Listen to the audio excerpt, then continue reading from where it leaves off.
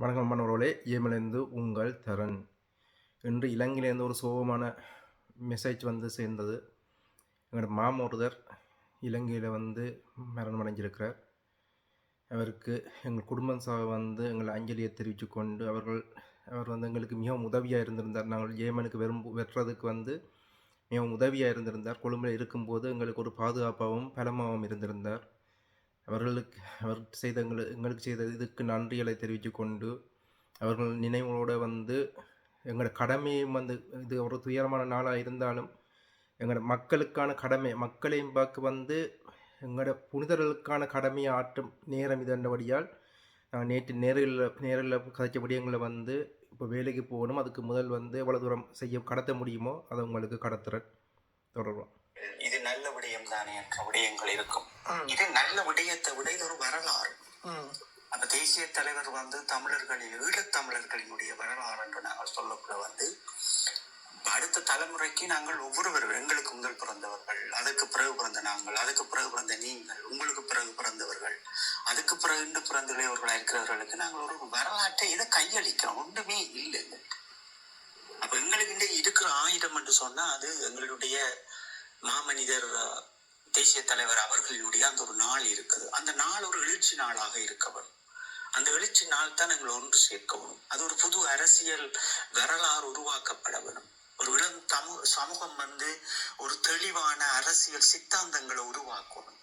அப்ப அன்றைக்கு வந்து நாங்கள் ஈழத்தமிழர்கள் எழுந்து நிற்பதற்கும் ஒரு புது அரசியலை உருவாக்குறதுக்கும் ஒரு வழியாக அவரை நாங்கள் நிறுத்த வேணும். இது ஒரு கோவில்ல செய்து போட்டு போற விஷயம் இல்லை. ஒரு மாமனிதர்களுடைய இராணுவ தந்தை அவர்களை வந்து நாங்கள் இன்றைக்கு ஒரு 4 சிவத்துக்குள்ள செய்து கொண்டு போற விடயம் கிடையாது. அது ஈழத்தமிழர்கள் மத்தியில வந்து அது மற்றது கதிரண்ணா யார் என்று கேட்கிறவர்களுக்கு வந்து நாங்கள் பல படங்கள் போட்டுட்டோம். தேசத்தோட வளர்ந்து கல்வி ஊட்டப்பட்டு இறுதி காலகட்டத்தில் வந்து அவர் என்ன பதவியில் வகித்தார்ன்றதையும் வந்து பொதுவெப்பதற்கான இதில் வந்து நாங்கள் குறிப்பிட்டிருக்கிறோம். அதோடு வந்து ஒரு விசேட அணியின் பொறுப்பாளராக இறுதி வரையும் களமான ஒரு போராளி இன்றைக்கு அது வந்து அதுக்கான பதிலை வந்து அறிவுள்ளவர்கள் புரிஞ்சு கொள்வார்கள். நாங்கள் வந்து அதை வந்து விளக்கப்படுத்த தேவையில்லைன்னு நம்புகிறேன். பூகம்பமா வெடிக்கணும். அது வெடிக்கும். இன்னும் ஒரு குறிப்பிட்ட காலத்துக்குள்ள இன்னொரு 10 ஆண்டுகளுக்கு நாங்கள் அரசியலை இலங்கையில கட்டி எழுப்ப முடியாது. ஆனா அதற்கு பிறகு கதிரண்ணின் சேனலில் போய் பார்த்தீங்கன்னா இப்போ ஒரு இது படம் வெளியிட்டிருக்கிறார். அடுத்த படம் அதை பார்த்தாலே வந்து புரியாதவர்களுக்கும் புரியும். எந்த இதுலேயும் வந்து நான் வந்து நேரம் கிடைக்கும் போது அதை வெளியிடுறேன். பிறகு வார இளையோர்களுக்கு எல்லாமே புரியும்.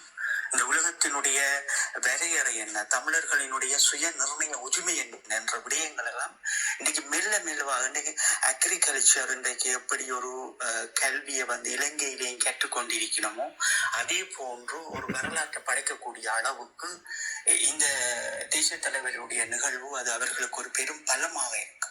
அப்ப அந்த பலத்தை உடை தெரியாதுங்கன்றதுதான் நாங்கள் இன்றைய இந்த பழையவர்களுக்கு சொல்ற விடயம். ஏன்னா இந்த பழையவர்கள் வந்து இளையோர்களை வந்து திசை மாற்றம் செய்து அவர்கள் மாமாவுக்கு வீர வணக்கம் என்று சொல்லுவதும் தலைவர் அவர்களுக்கு வீர வணக்கம் என்று சொல்லுவதும் இதற்குரிய நேரங்களா இது? நீங்கள் சுவிஸில் வந்து எடுத்திருக்கிற காலங்களும் நேரங்களும் இந்த 2025 இந்த யுகத்துல நீங்கள் ஈழத்தமிழர்கள் எது சாதித்திருக்கிறோம்? ஒரு ஈழத்தமிழர்களினுடைய தேசிய தலைவருடைய மரபு, அந்த மாண்பை காப்பாற்றபடி ஒரு அரசியலை உருவாக்கி வைத்திருக்கிறோமா? இல்லை. அல்லது மாணவர்களுக்கு நாங்கள் ஒரு பொது உடைமையின்படி ஒரு பொது நிர்வாகத்தின்படி அல்லது விடுதலை புலிகளின் பினாமியாக 2009 வரை இருந்தவர்கள் இவர்கள் ஏதாவது ஒரு பங்களிப்பை உருவாக்கி கொண்டிருக்கிறார்களா? அதுவும் அல்ல. அப்ப இன்னைக்கு இவர்கள் எல்லோரும் எதற்காக நாங்கள் தேசிய தலைவர் அவர்களுக்கு ஒரு 4 சிவத்திற்குள் ஒரு நிகழ்வை நிகழ்த்த வேண்டும் தமிழர் மத்தியில் என்று நாங்கள் பார்க்க வேண்டிய தேவை இருக்கிறது. இதை பற்றி ஒரு பெரும் விவாதம் உலக தமிழர்கள் எழுப்ப வேண்டிய தேவை இருக்கிறது. இதை கடந்து செல்ல முடியாது. அதைத்தான் நாங்கள் மீண்டும் மீண்டும் சொல்லுகின்ற விடயம் என்னவென்றால் கடந்து செல்ல முடியாது. அப்ப இது இளையோர்கள் கையில் நாங்கள் எதை ஒப்படைக்க போகிறோம்? ஒப்படைக்கிறதற்கு எங்கள்கிட்ட என்ன இருக்குது? அப்ப எதுவுமே செய்யாமல் இன்னைக்கு 4 சிவத்துக்குள் எங்களுடைய மெய்துகு அவர்களை கொண்டு வந்து ஒரு நிகழ்வாக அந்த விளக்கை ஏற்றி விட்டு அது அடுத்த நாள் அது அணைந்து விடும். அப்ப எங்களுக்குள் இருக்கின்ற தீப்பொறி என்று எல்லோ தமிழர்களுக்குள்ளும் அந்த உறங்கிக் கொண்டு இருக்கின்ற விடயம் எங்களுடைய மாமனிதரை பிடித்துக் கொண்டு எங்கு போனாலும் அண்ணா என்று சொல்லக்குள்ள எங்களுடைய தேசிய தலைவர் அவர்கள் என்று சொல்லக்குள்ள எல்லாரும் பிரிஞ்சு நிற்கிறவர்கள் எல்லாருமே ஒரு இடத்துல ஒன்று சேரினும் அந்த ஒன்று சேர்ற அடையாளம் இது நிகழ்த்தப்பட்டால் சுக்குநூறாக உடைத்தறி. இது பகைவனுக்கு மிகவும் ஒரு பலமான காலங்களாகவும் எங்களுக்கு பலவீனமான காலமாகவும் பகைவனுக்கு பகையான காலங்களாகுமா. அப்ப இதை நாங்கள் இளம் தலைமுறை பிள்ளைகள் இதை புரிஞ்சு கொள்ளணும். உங்களுக்கு அம்மா அப்பா என்ன சொல்லி தரணும் தெரியல, ஆனா நீங்கள் எங்களிடம் அனுப்பியிருந்த கேள்விகளும் உங்களுக்கான விளக்கங்களையும் நாங்கள் நேற்றும் பேசியிருந்தோம். அப்ப எங்களுடைய தலைவரை கொண்டு வந்து நாங்கள் நிறுத்தி இருக்கின்றோம் என்றால் அது புரிந்தீர்கள் என்றால் உங்களுக்கு ஒரு கொஞ்சம் நீங்கள் உங்களுடைய அம்மா அப்பாவிடம் இருந்து உங்களுடைய நண்பர்களிடம் இருந்து உறவுகளிடம் இருந்து தனிமையான ஒரு சிந்தனைகள் ஒரு 5 நிமிடம் சிந்திப்பார்கள். என்னுடைய தேசிய தலைவரின் கோப்பு என்ன, அவருடைய மாண்புகள் என்ன, நான் ஏதாவது ஒரு துளியை நான் இந்த பூமியில் நான் அவருக்கு சரியாக நடத்துக்கிறேனா, அவர் சொல்லி இருக்கின்ற விடயங்களில் ஒரு விடயமாவது நான் இவ்வளவு காலம் இந்த 16 ஆண்டுகளிலும் நான் செய்து முடித்திருக்கிறேனா, ஏதாவது உண்டு. நாங்கள் யோசிக்கும் போது எங்களுக்கு புரியும், நாங்கள் அந்த மாமனிதருக்கு எதுவும் செய்தவர்கள் அல்ல. அப்ப எதுவும் செய்தவர்கள் அல்ல என்றால் அடுத்த தலைமுறைகளுக்கு நாங்கள் எதை வைத்திருக்கின்றோம்? எதுவுமே அல்ல.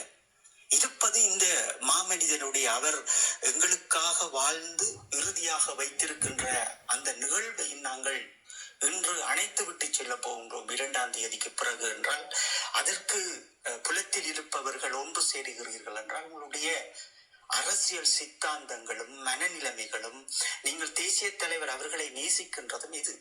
இப்ப தேசிய தலைவர் அவர்களை நீங்கள் நேசிப்பதால் நீங்கள் இந்த நிகழ்வை செய்யவில்லை. முதலில் தேசிய தலைவர் அவர்களை நீங்கள் நேசிப்பதால் அப்படி ஒரு நிகழ்வு இருந்தால் அது ஈழத்தமிழர்களின் ஒரு வரலாறாக அதை மாற்றுவீர்கள். அந்த நாளை அது மக்கள் மத்தியில் வடக்கு கிழக்கு தமிழர்கள் மத்தியில் அதை கொண்டு போயிருப்பினும் அப்ப இதெல்லாம் நாங்கள் பேச வேண்டிய தேவை இருக்கிறது. கவிங்கோதரன் இடைகள்ல பாட்டுகள் போட்டுக்கொள்ளுமா? ஆமா, நிச்சயமா. இதுதான் இதுல நாங்கள் எங்கட அடுத்த ஜெனரேஷனுக்கு என்ன போல இங்க வெளிநாட்டுல வளர்ந்த பிள்ளைகளுக்கு உண்மையான வரலாற்று கடத்துவம் பண்றது ரீதிதான் நாங்கள் பயணிச்சு கொண்டிருக்கிறோம். ஏன்னா நாங்கள் சுத்தி பார்க்கும்போது எல்லாமே பொய்களா இருக்கு. எங்கட இறுதித்திரத்தில இருந்து சிரட்டையில கஞ்சி குடிக்கிறதுல இருந்து எல்லாமே மெட்டாக்கள் எங்கள் மக்கள் மத்தியில திணிக்கிற பொய்களை திணிச்சிருக்கிறார்கள்ன்றது உள்ளுக்குள்ள போய் நாங்கள் ஆராயும் போது கண்டுபிடிக்கக்கூடிய ஒரு விடயங்களா இருக்குது. இதுல முக்கியமா நீங்க இப்ப பாருங்க, நானும் முள்ளிவாய்க்கால் ஐநா பிரதிநிதி இடத்துக்கு போனால் அவர் முள்ளிவாய்க்காலுக்கு போகாமல் வர மாட்டார். ஆனா இந்த வருஷம் நாங்க போன வருஷமே தெளிவா சொல்லி இருந்தோம், இந்த இது 2025 மாறுமண்டு, இந்த அரசாங்கத்தோட இந்த எல்லாமே மாறுமண்டு பாக்குறோம். ஐநா பிரதிநிதி வெர்றார். இந்த முறை மாறா முள்ளிவாய்க்காலுக்கு போகாமல் செம்மணிக்கு இலங்கை அரசாங்கம் அதுக்கு ரெடி பண்ணி அங்க அவர்கள் அம்புகளை வச்சு கொண்டு போராட்டம் தொடங்கி அங்க அவரை அழைச்சி கொண்டு போயிடமென்று போறார். அடுத்த போய் அங்க போய் அழுகிறார். அடுத்த நாள் அனுர அரசாங்கத்தோட கூட்டம் நின்று சிரிச்சு கொண்டு குதூகலமா படங்கப்படியால வருதுன்னு. அப்ப நாங்கள் தோத்துருக்கோம். இந்த இளைஞர்கள் இந்த சமுதாய இளைஞர்கள் நாங்கள் எங்க வீக்னஸா இருக்கிறோம்ன்றதுலயே காட்டுறோம் இல்ல. நாங்க பலமா இல்லை, நாங்க தெளிவாகவும் இல்லை, பலமாவும் இல்லை, ஒற்றுமையாகவும் இல்லை என்பதுதான் இது காட்டுது. சிங்களர்கள் ஒற்றுமையா இருக்கிறார்கள். தமிழர்கள் நாங்கள் பிரிஞ்சு சிங்களவனும் இந்தியனும் விரிக்கிற வலைக்குள்ள போய் விழுந்து கொண்டு இருக்கிறோம். மீண்டும் நாங்கள் ஒரு அறிவு சார்ந்த இனமாகத்தான் நாங்கள் கருதப்பட்டோம். ஆனா இன்று அறிவு சார்ந்த இனமா கருதப்பட்ட எங்களோட இனம் எங்க அறிவு இருக்குது? எங்கள் மக்கள் இலகுல எங்களோட மக்கள் ஈழத்தமிழர் மேனிபுலேட் பண்ணக்கூடிய மக்களா இருக்கிறோம்.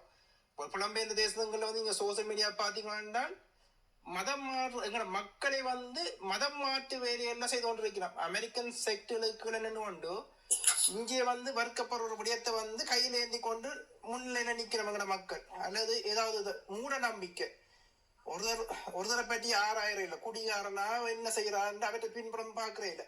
ஒரு ஆள் விசர் கூத்து ஆடிக்கொண்டு அவர் தன் சுய லாபத்துக்காண்டி ஒரு திருவிழா நடத்தினால் ஆக்கள் குவியினம் ஹெலிகாப்டர்ல பூக்கள் போடுறதுல இருந்து எல்லா இதுவும் இந்த கிழமை நீங்க பார்த்துருப்பீங்க. இப்படி எங்கட மக்கள் இந்த இவ்வளவு படிச்சிருந்தாலும் ஒழுக்கம் பண்ணுது. இங்க நான் பாக்குறோம் டாக்டர் இந்த இடத்துல நீங்க இருக்கணும். இப்ப இந்த சுய ஒழுக்கம் அப்ப அந்த சுய ஒழுக்கத்தை முதல்ல இளையோர்கள் இன்னைக்கு புலத்துல தேசிய தலைவர் அவர்களுக்கு நிகழ்வு எடுக்கிறவர்கள் சுய ஒழுக்கத்தை எப்படி இருக்கிறத பார்க்கணும். அப்ப இந்த சுய ஒழுக்கத்துக்குள்ளதான் என்னென்றால் முக்கியமாகவே எங்களினுடைய இந்த மறவர்களுடைய அந்த தியாகத்தினுடைய வலி இருக்கிறது. அப்ப இந்த சுய ஒழுக்கத்தை அவர்கள் கற்றுக்கொண்டாலே புரிந்திருப்பினம் என்னன்னு சொன்னால், எங்களினுடைய மேதகு அவர்கள் எங்களுடைய தலைமகன் அவர்கள் அது ஈழத்தமிழர்களினுடைய பொக்கிஷம். இந்த பொக்கிஷத்திற்குரிய அந்த நாளை எப்படி நாங்கள் ஒரு ஆயுதமாக திரட்டி அந்த ஆயுதத்திற்குள் ஒரு வரலாற்றை படைக்க வேண்டும். இப்ப விடுதலை புலிகள் உருவாக்கம் பெறுகின்ற போது விடுதலை புலிகளினுடைய கட்டுப்பாடுகளும் கட்டுக்கோப்புகளும் அவர்களுடைய சத்திய பிரமாணங்களும் இருக்கிறது. அப்ப இந்த யுகத்தை புரிந்து கொண்டவர்கள், இவர்களுக்கு இன்று பழையவர்கள் என்று சொல்லுகின்றவர்கள், இந்த சின்ன சிறார்களுக்கு இந்த துளிர்களுக்கு ஒரு விடயத்தை சொல்லி இருக்க வேண்டும். இங்கே வாருங்கள் பிள்ளைகள், உங்களிடம் இருக்கிறது எங்களுடைய மாமனிதர், எங்களுடைய மேதகு அவர்களினுடைய இந்த நிகழ்ச்சி நிரல். நாங்கள் இன்றைக்கு ஒன்றுமே சேர்த்து வைத்தவர்கள் அல்ல. உங்களுக்கான ஒரு அரசியல் நிகழ்ச்சி நிரலாக இருந்தாலும் சரி, அல்லது எங்களுடைய ஒற்றுமையாக இருந்தாலும் சரி, அல்லது இந்த வடக்கு கிழக்கில் போரினால் பாதிக்கப்பட்டவர்களுடைய வாழ்வியலில் ஒரு பகுதியாக இருந்தாலும் சரி, அல்லது எங்களோடு இன்று வரை சிறைகளில் மீண்டும் வாழ்கின்ற போராளிகளின் விடுதலையாக இருந்தாலும் சரி, அடுத்த தலைமுறையிடம் இந்த அரசியலை எப்படி நான் முன்னெடுக்க வேண்டும் என்று செல்லுகின்ற ஒரு அரசியல் சித்தாந்தமாக இருந்தாலும் சரி, நாங்கள் எதுவுமே இந்த 16 வருடங்களில் செய்தவர்கள் கிடையாது. எங்களை மன்னித்துக் கொள்ளுங்கள். இந்த மாமனிதரினுடைய இந்த நாளை நீங்கள் எவ்வளவு ஆயுதமாக பயன்படுத்தி அதற்கு முன் எவ்வளவு வேகமாக எங்களை பலப்படுத்தி கொண்டு ஒவ்வொரு வரலாற்றை மீண்டும் நாங்கள் படைப்பதற்கு தயாராக வேண்டும் என்பதைத்தான் இவர்கள் அடுத்த தலைமுறையிடம் சுட்டிக்காட்டுவதும் சொல்லுகின்றதும் அந்த வரலாற்றை கற்பிக்க வேண்டும் என்பதுதான் இந்த ஒழுக்கத்துக்குள் அடையும். அப்ப இந்த ஒழுக்கத்தை இன்று சிதறடித்து விட்டு இன்று புலத்தில் இருப்பவர்கள் எதுவுமே அறியாமல் காலையில் எழுந்து வேலைக்கு போய் வந்துட்டு அவர்களுடைய அந்த கடித பெட்டியை திறந்து பார்த்து அதற்குள் அவர்கள் கட்ட வேண்டிய அத்தனை வில்லுகளையும் எடுத்து அதற்குள் அவர்கள் பிரஷர் ஆகிக் கொண்டு எதை செய்வதென்று தெரியாமல் நீ நான் என்று குடும்பங்களோடு பிரச்சனைப்பட்டு பிள்ளைகள் வெளியில் போய் வந்தால் அதை பிள்ளைகளிடம் காட்டிவிட்டு குடும்பத்தையே பேலன்ஸ் பண்ணாத முடியாத அளவு புலத்தில் என்று பல்லாயிரக்கணக்கான மக்கள் வாழ்கின்றார்கள். எனக்கு இந்த புலத்தில் 2 வருடங்களுக்குள் நான் கற்றுக்கொண்ட விடயம், மக்களோடு பழகுகின்ற விடயங்களும் அவர்களோடு சென்று முதல்கள் அவர்கள் உரையாடுவது ஈழத்தை பற்றியோ அல்லது எங்களுடைய மக்களை பற்றியோ அல்ல. முதல் அவர்களுடைய அந்த அரசாங்கங்களுக்கு கட்ட வேண்டிய வில்லுகள் அதுகளை கதைத்து விட்டுத்தான் அதற்குள் செல்லுகின்றார்கள். அப்ப புரிந்து கொள்ள வேண்டும், நாங்கள் முதல் புலத்தில் ஒரு அன்றாட வாழ்வுக்கே ஒரு சேலஞ்சிங். அப்ப அந்த சேலஞ்சிங் பண்ணி கொண்டு வாழ்கின்ற இந்த சமூகமும் இந்த அடுத்த தலைமுறையும் தேசிய தலைவர் அவர்களுக்கு இந்த நிகழ்வை செய்துவிட்டு விளக்கி ஏற்றி போட்டு அடுத்த கட்டம் என்ன செய்ய போகின்றார்கள். அப்ப அதைத்தான் நாங்கள் சொல்லுகின்றோம் என்றால், நீங்கள் பெரும் பாவம் செய்கிறீர்கள். போர் நடக்கின்ற போது புலத்தில் இருப்பவர்கள் அந்த ஒரு நல்ல மனிதர் தான் இந்த போரை கட்டி அமைத்துக் கொண்டு தலைமைத்துவமாக நின்று மக்கள் ஏதோ ஒரு வழியில் வாழ வேண்டும், புலத்துக்கு செல்பவர்கள் செல்லலாம், போராடுபவர்கள் போராடலாம் என்ற ஒரு விதிப்படி நீங்கள் எல்லோரும் புலத்தில் வந்தீர்கள். இறுதியா நின்றவர்கள் வரை சிதைந்தார்கள், அந்த போரோடு ஒட்டி உறவாடினார்கள், மண்ணோடும் அவர்கள் விதைந்தார்கள். அப்ப மிகுதியா இருப்பவர்கள் புலத்தில் இன்று இந்த நிகழ்வை மட்டும் கையாளுவது, இப்ப களமுனையில் நின்றவர்கள் என்று அடையாளப்படுத்துவதை விட அந்த இறுதி போரில் நாங்கள் நின்றோம், பங்களிப்பு செய்தோம், அடுத்த தலைமுறையே இதுதான் இந்த வரலாறு என்று கற்பித்துக் கொண்டு அவர்களுக்கு இதை ஆயுதமாக திரட்டி கொடுப்பதுதானே எங்களுடைய தேசிய தலைவர் அவர்களுக்கு இவர்கள் செய்கின்ற ஒரு நற்கடமையாகும். அப்ப நாங்கள் இன்று பார்த்தீர்கள் என்றால் ஊடகங்களில் வருவதும் எங்களுடைய மாமனிதர் அவருக்கு தாங்கள் வீர வணக்கம் செலுத்த யார் கேட்டார்கள்? ஒரு குழுக்கள். நீங்கள் அதான் இந்த எப்பவும் சொல்லுகின்ற விடயம், தேசிய தலைவர் என்பதும் தமிழீழ விடுதலை புலிகள் என்பதும் இன்று பொது உடைமை சொத்துக்களாக ஆக்கப்பட்டிருக்கிறது. அப்ப ஏன் பொது உடைமை சொத்துக்களாக ஆக்கப்பட்டிருக்கிறது? நான் பல ஆண்டுகளாக இதை பற்றி பேசியிருக்கின்றேன். அப்ப எங்களுடைய காணொளிகளும் இணையதளத்தில் இருக்கிறது. ஏன் பொது உடைமை சொத்துக்களாக?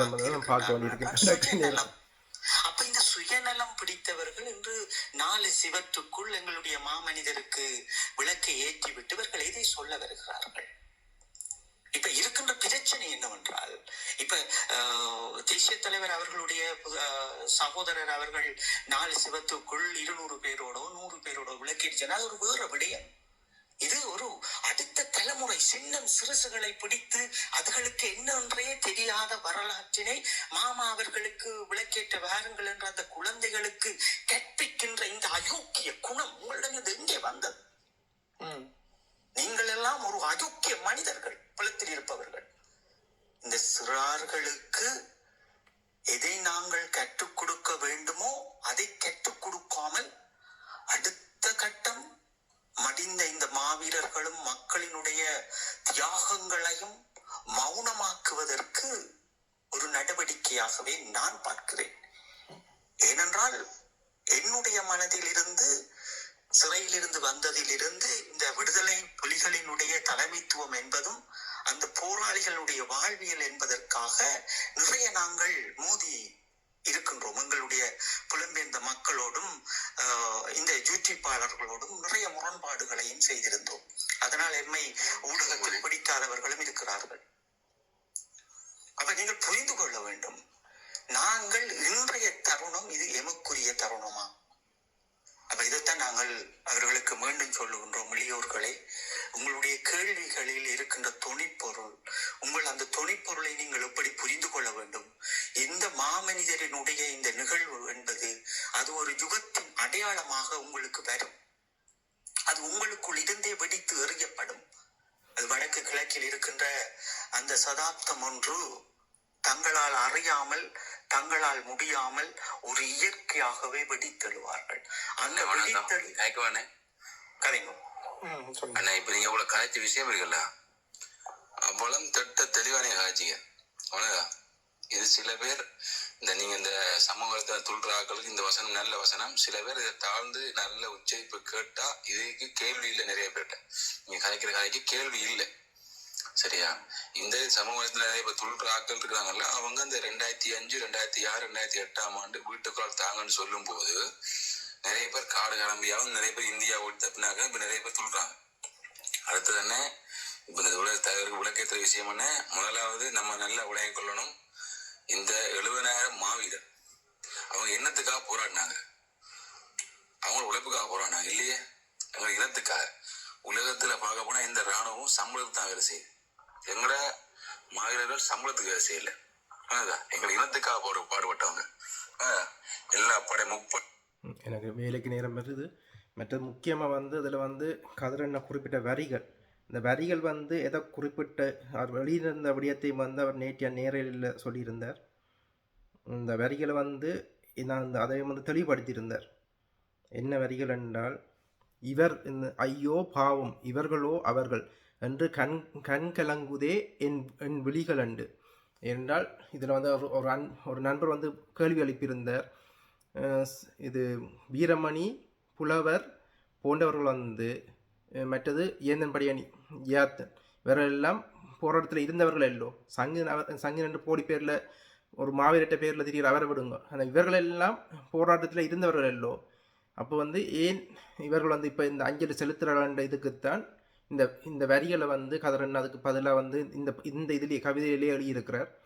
அதுலேயும் அவர் தாங்கள் காயப்பட்டு சிங்கப்பூர் இந்தியா சிகிச்சைக்கு போகிற அந்த நேரத்தில் அவற்றை யூனியராக இருந்த வீரமணி போண்டாக்கள் தேசருக்கு மெய்ப்பாளராக வந்தார்கள்.